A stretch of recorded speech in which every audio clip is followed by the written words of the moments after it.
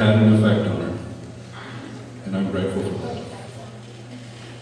But you know, just as this young person who was standing up here and was saying all the things that she had gained from her experience in being here at this school, there is a lot that you can learn from young people if you teach them the way to go. I'll say that again. There's a lot that you can learn from young people if you teach them the way to go. I can stand here in front of you now, and I have tears on my face because my mother taught me that it's okay to cry. Thank you, Mom. Now I do it at the drop of a hat. I can't go to a movie and not cry. Remember the old Kodak commercials, you know, where something about your mother? But I learned to feel again, because for a long time I didn't. People ask me if I was Native American. I go, yeah, I'm proud of it, but that's about as far as it goes. Because they made fun of it. It was a joke. They even gave me an Indian name. Non-natives gave me an Indian name. They called me Renegade. You know what? I felt like I had to live up to it. So that's what I became, was a renegade. Drank, drug, chased women, married or not, didn't matter. Mothers, daughters, didn't matter. Mom, close yours. So yeah, I did my fair share of that too. But I grew up, got married, had children, got divorced, have grandchildren now. I'm too young for that. Got married again. I have a 5-year-old son now. And when we talk about historical trauma and how it's gone from one generation to the next,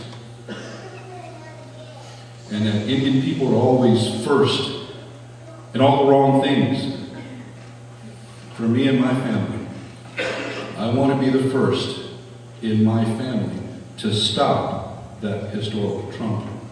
I want to be the first to stop that generational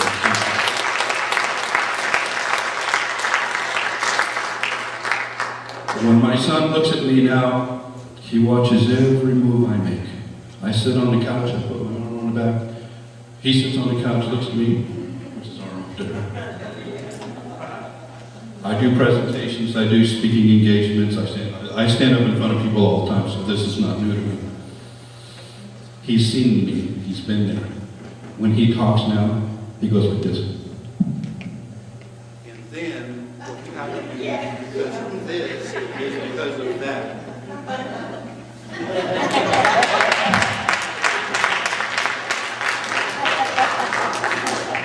You know, you never know what kind of reward you reap from the decisions that you make when you make them, particularly when you're young. And Mom made a decision to keep me. Okay. So Mom, she doesn't always know what I do. She has an inkling that, yeah, I help people. But because of her decision, this is what I do. I help teach people the difference between commercial tobacco and sacred tobacco, and I help those who are addicted to commercial tobacco how to quit.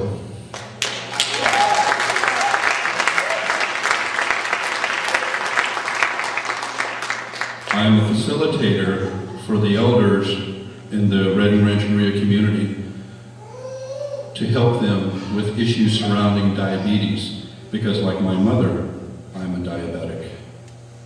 You can clap now.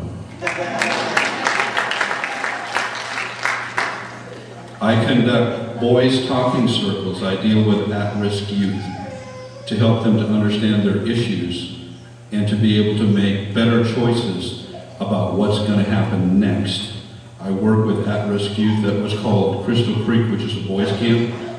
I work with Juvenile Hall, which is Juvenile Hall. And I work with Oasis Community School, which is again for all those at-risk youth who can't go to regular school. And we are successful in helping to change their thinking about where they've been and where they're going to go.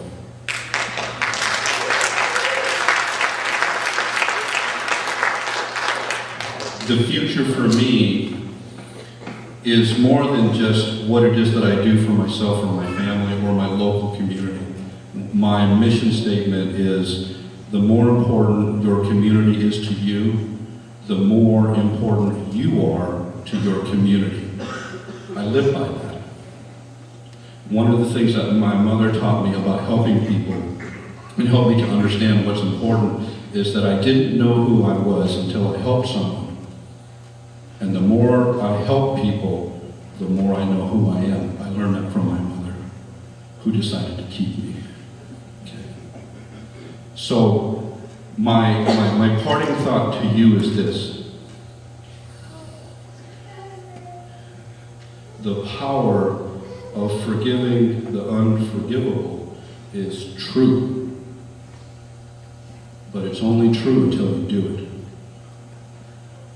One of the things that Don had talked about in the sacred hoop ceremony was talking about that we know what's broken within us. We know it.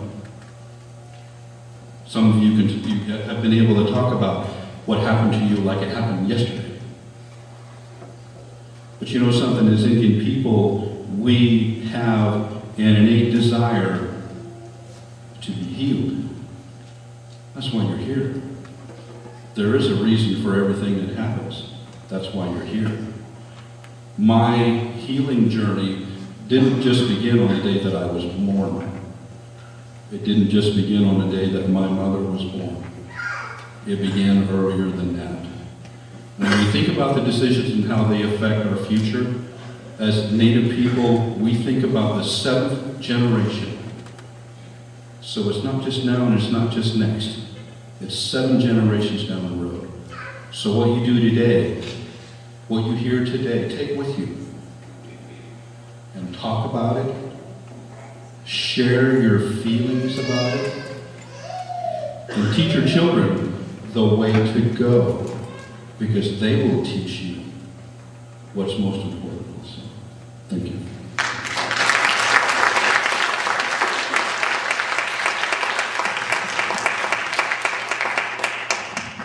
Thank you for that teaching. I see another one of our brothers wanting to come here. You know, I was just a pause moment when we were, the same elders that gave us that flag pointed out that when our people started not planting the tobacco and started disrespecting the tobacco was when things went wrong. And to hear you say those words, our elders believe that the only way that we go back is when we start respecting tobacco again. And the tobacco is like the highest medicine. You know, so what would you like to share with us? Thank you. I think first and foremost, I want to thank everyone for being here. I know sometimes we think that these things get long and drawn out, but you know what? It's good, and healing is very important. Sharing is very important, and I just couldn't sit back and not share my words, and to hear the sister's words, and to hear the elder that shared the story earlier. You know, I always say I was born on this stage. I graduated in 1986 from Chemawa here. And I'm a Chemawa Indian. I'll admit that. But yeah, you know, it's so important that, you know, forgiveness is so hard. And I'll tell you why I came to Chemawa. Because I lived in a community where there was racism, there was hatred, there was, I started to hate white people. I'll admit it. Because